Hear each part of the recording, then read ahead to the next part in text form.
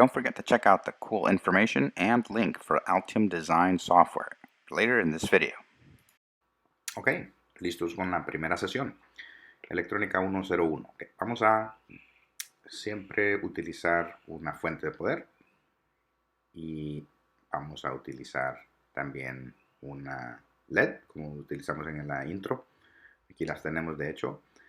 Sin embargo, lo único que vamos a hacer diferente es usar estos.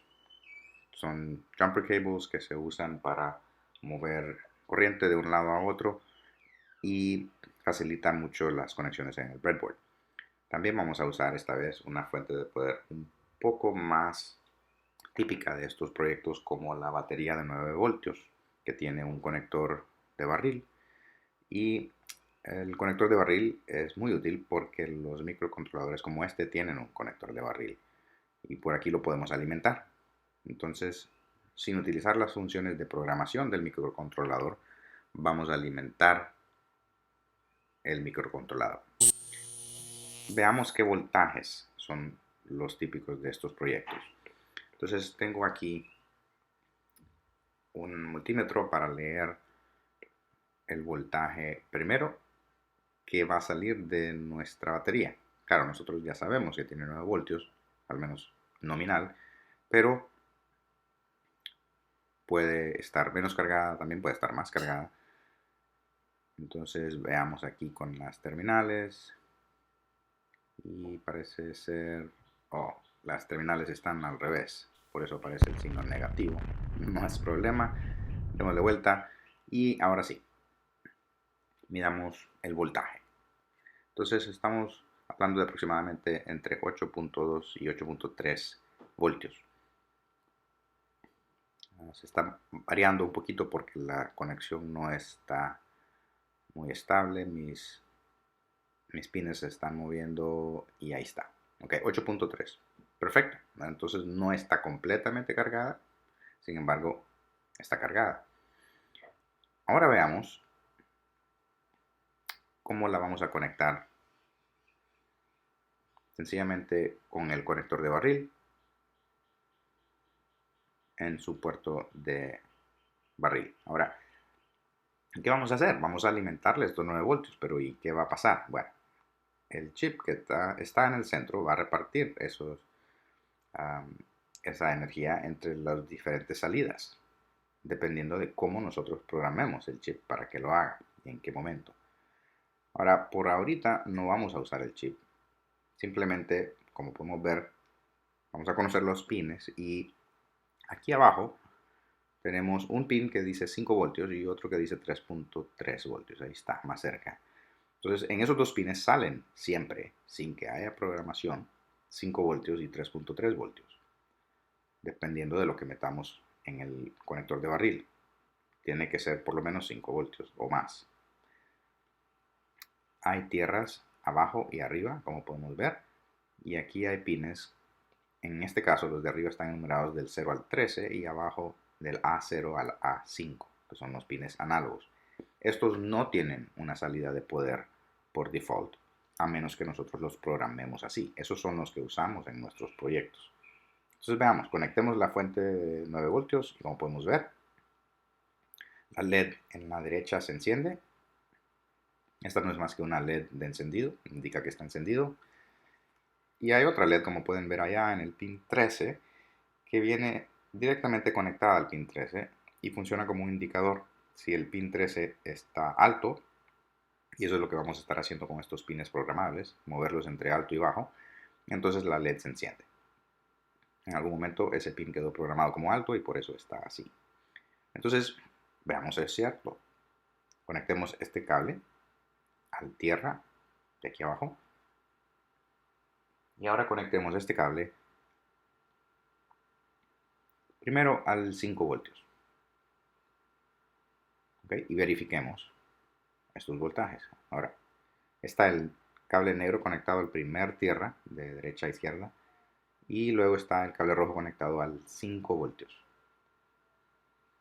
Ok, ahora tomemos el multímetro y verifiquemos ese voltaje.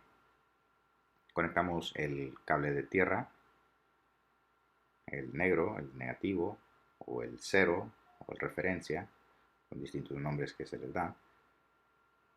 No siempre tiene que ser 0. Y conectemos el cable rojo y ahí está, 5.02 voltios, lo que esperaríamos salir de este pin marcado 5 voltios.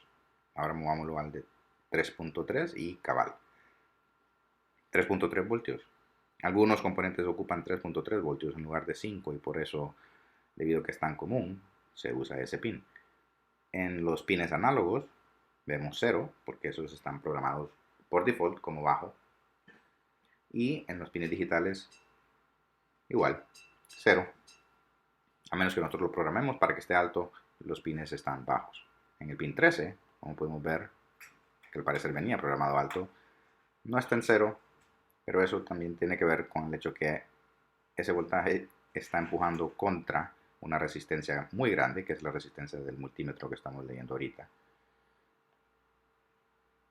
Entonces, ok, desconectemos y ya sabemos que lo que tenemos es aproximadamente 5 voltios en los pines. Y esos pines solo van a presentar 5 voltios siempre y cuando lo que está entrando por el conector de barril sea al menos 6 voltios o más. Y hay un límite, no podemos poner más de 12 voltios si no me equivoco, o podríamos quemar el microcontrolador.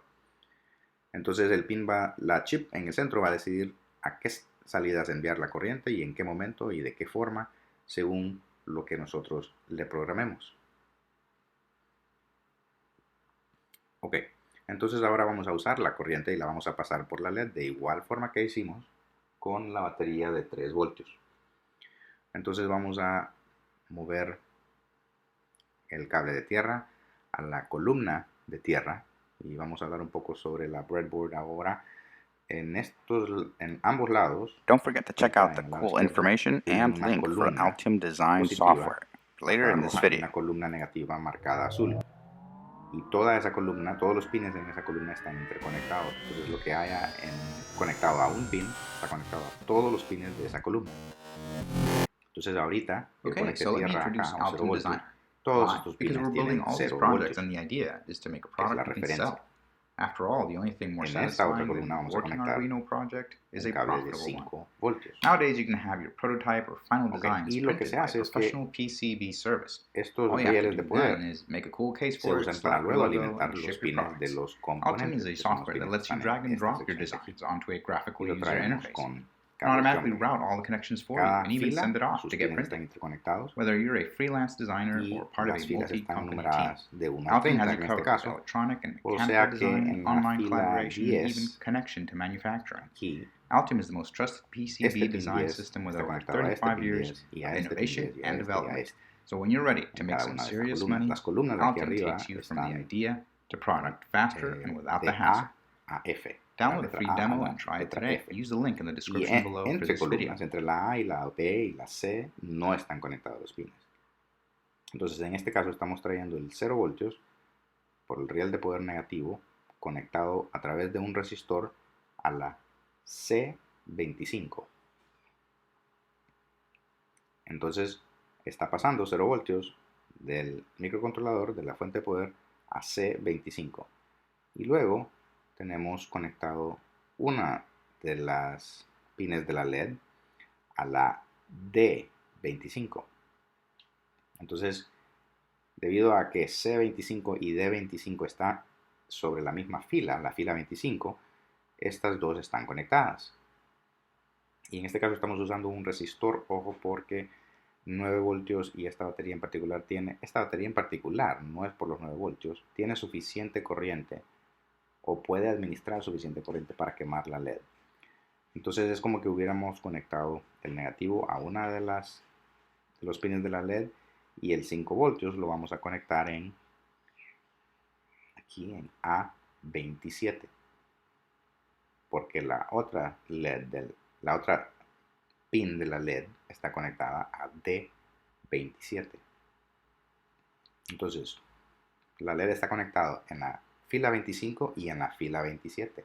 En la 25 el resistor la lleva a tierra y en la 27 5 voltios. Y Igual que antes, la LED se enciende y aquí hay una mejor imagen de la conexión.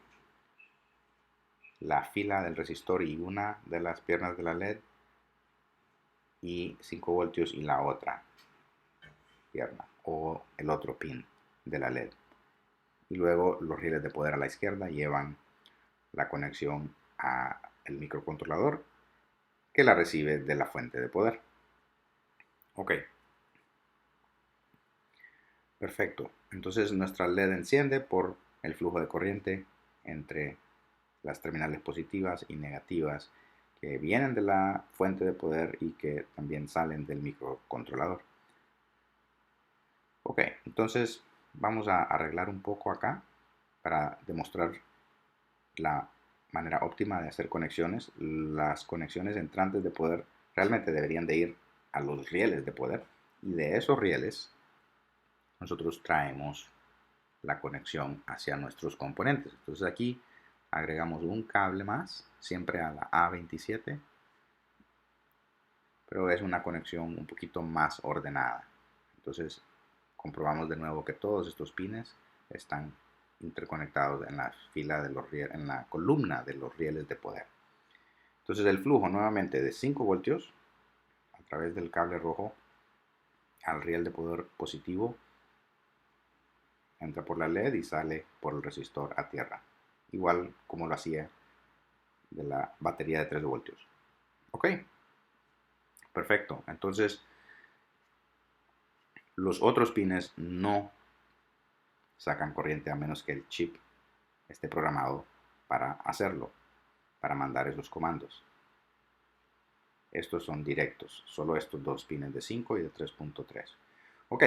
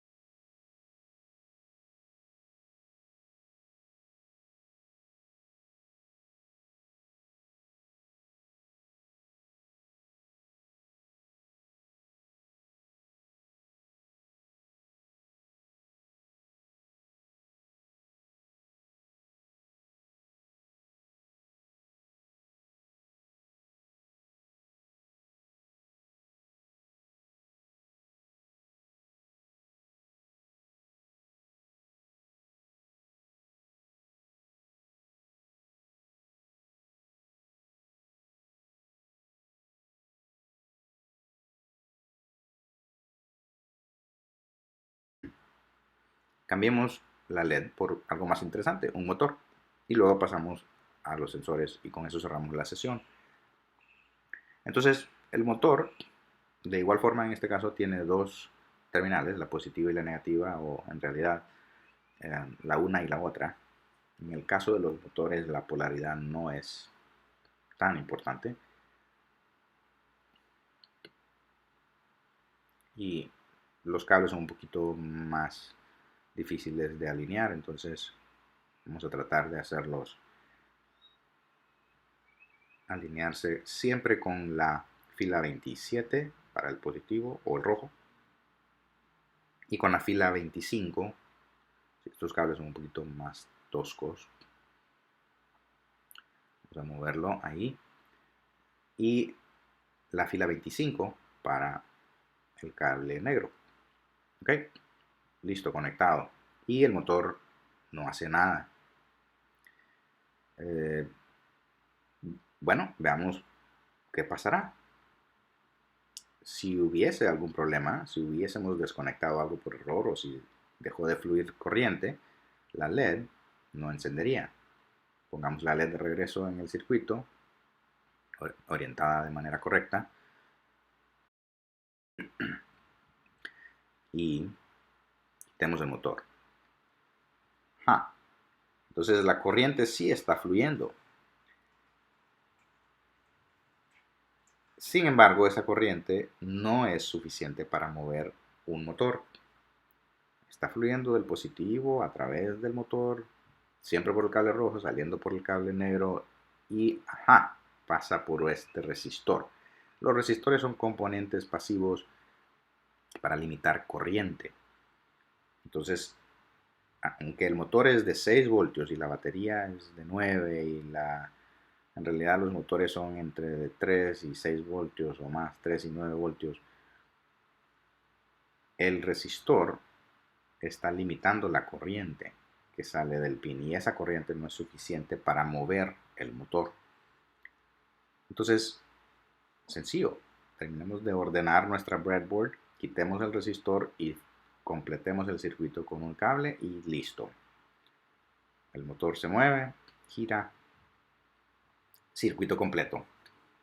Ok, entonces ya movimos dos componentes.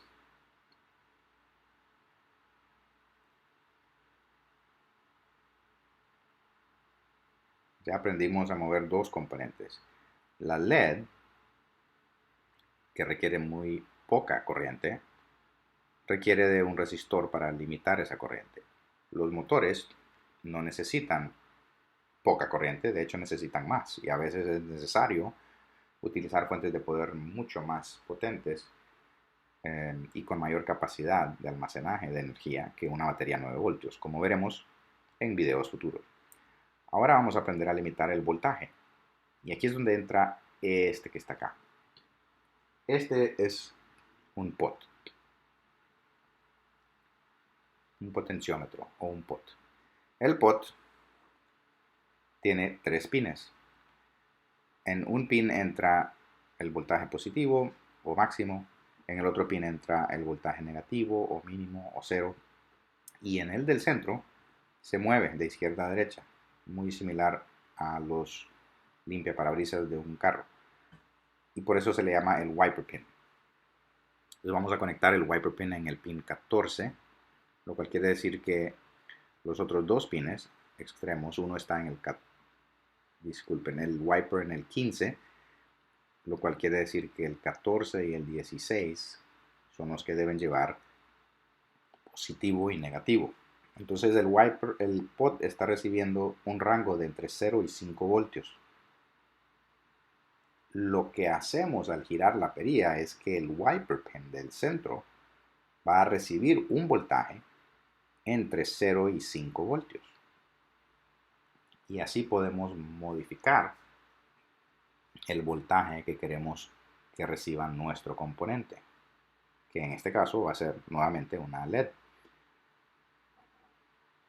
Entonces vamos a llevar este voltaje del wiper al E1 y aquí vamos a conectar nuestra LED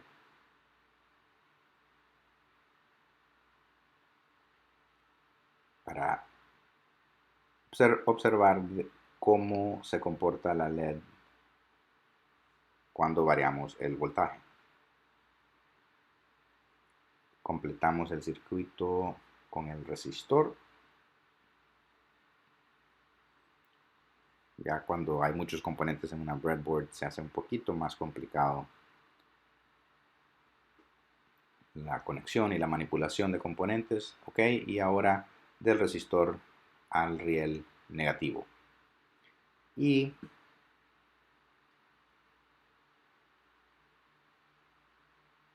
quitemos este motor de aquí. Cuando comenzamos a girar la perilla, vemos que no pasa nada. Para variar, tengo la LED conectada incorrectamente. Las LEDs, como mencioné, los diodos en general, tienen una polaridad o una orientación requerida. Entonces ahora sí, vemos cómo se enciende la LED y cómo brilla cuando giramos la perilla, lo cual significa que el voltaje saliendo por el wiper es más cercano a 5 voltios, de hecho es 5 voltios, y cuando giramos la perilla en sentido contrario, el wiper se está acercando más hacia 0 voltios, hasta que eventualmente llega a 0 voltios. Entonces, verifiquemos. Saquemos una muestra o saquemos este wiper, conectémoslo a nuestro multímetro y vamos a ocupar otro cable para completar el circuito si queremos ver el voltaje. Intentamos llevarlo a 0 voltios. Ok. Y ahora vamos a ver el resultado en el multímetro. Entonces cuando giro la perilla pasa de 0 porque estaba apagada la LED. 1 voltio. Cuando llega a 1.5, 1.6 comienza y no está brillando porque olvidé poner el cable que lleva la corriente siempre del wiper a la LED. La mayoría de los problemas que uno suele tener por lo general son deslices, olvidos, cables flojos. Casi nunca son tan complejos como... Ok, ahora sí. Regresemos a 0 voltios. La LED está apagada. Tenemos dos circuitos, uno que pasa por la LED y otro para el multímetro. Y al girar el pot, vemos que cambia, sube el voltaje. Cuando llega alrededor de 1.6, 1.7, la LED comienza a alumbrar. 1.7, 8 por ahí. Ahora ya comienza a encender. Y vemos cómo va subiendo el voltaje hasta llegar a 5.02, que fue precisamente el voltaje que nosotros medimos del pin 5 voltios al inicio de este video. Entonces ya entendemos de manera más clara cómo está fluyendo esta corriente desde la batería, a través del microcontrolador, a través de jumpers, a través de pines interconectados en una breadboard hasta nuestros componentes y de regreso.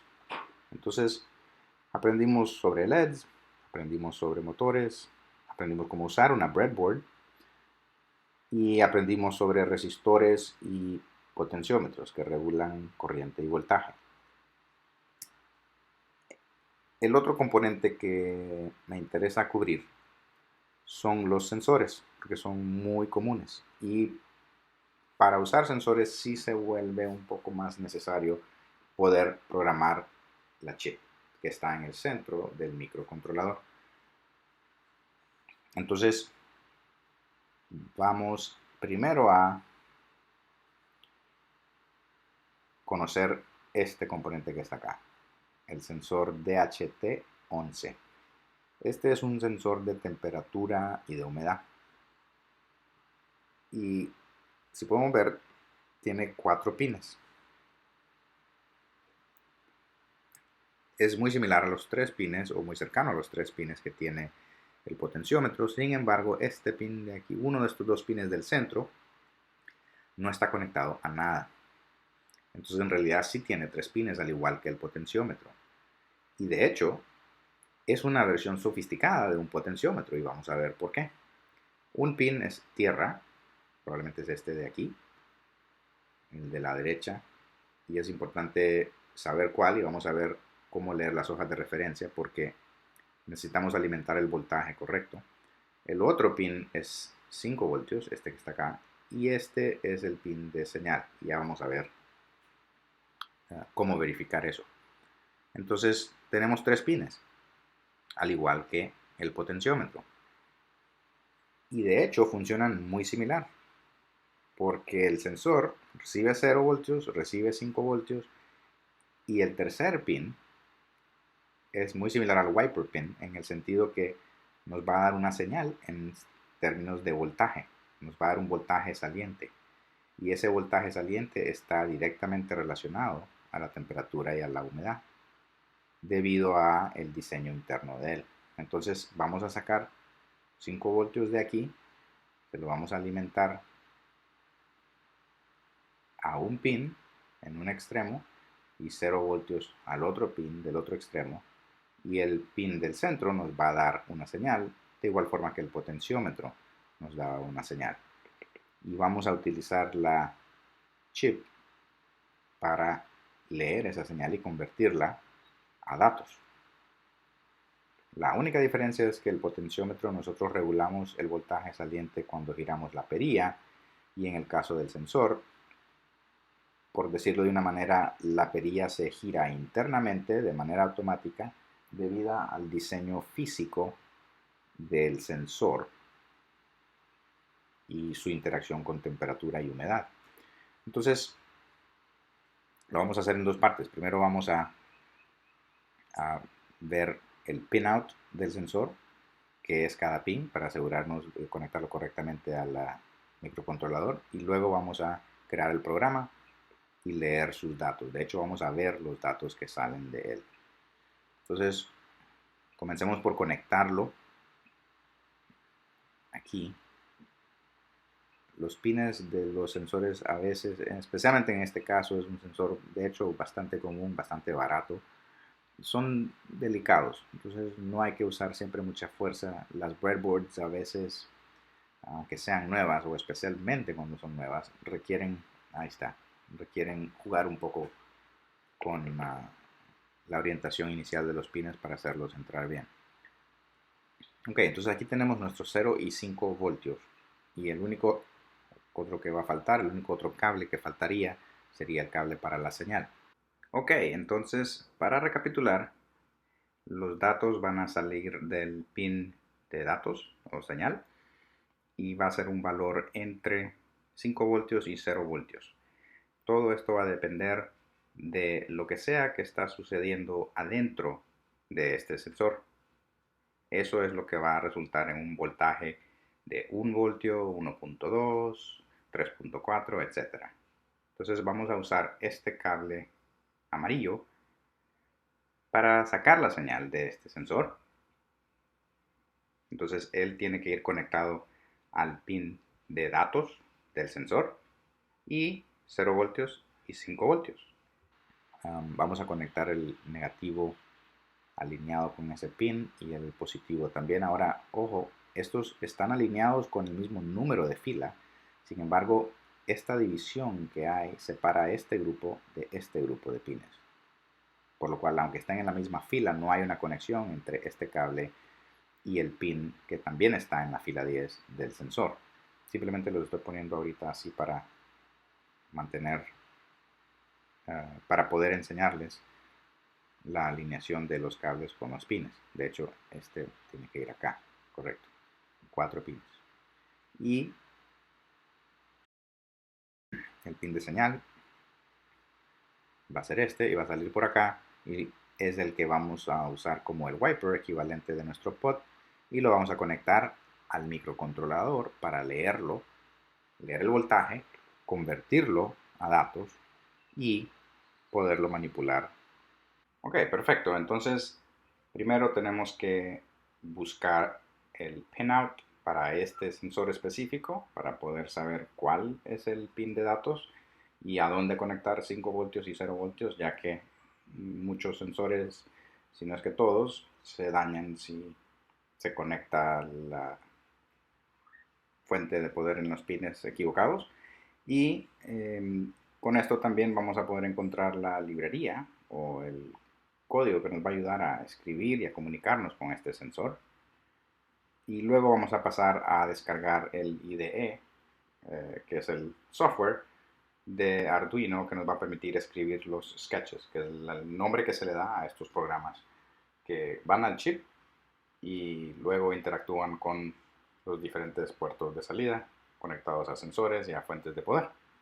Ok, una vez terminemos con esto, vamos a empezar a pasar ya a tutoriales de proyectos, de productos terminados, de ideas que ustedes pueden alimentarse de ellas y crear sus propios productos, sus propios proyectos, porque lo que quiero es que ustedes encuentren uno que les llame la atención, que va a servir para que ustedes se vengan a dedicar tiempo a todos estos detalles de averiguar cómo conectar sensores, cómo alimentarlos, cómo trabajar con los programas y el código, etc. De otra manera, si solo seguimos encendiendo luces y moviendo motores y metiéndonos a detalles de código, se van a aburrir más rápido que temprano.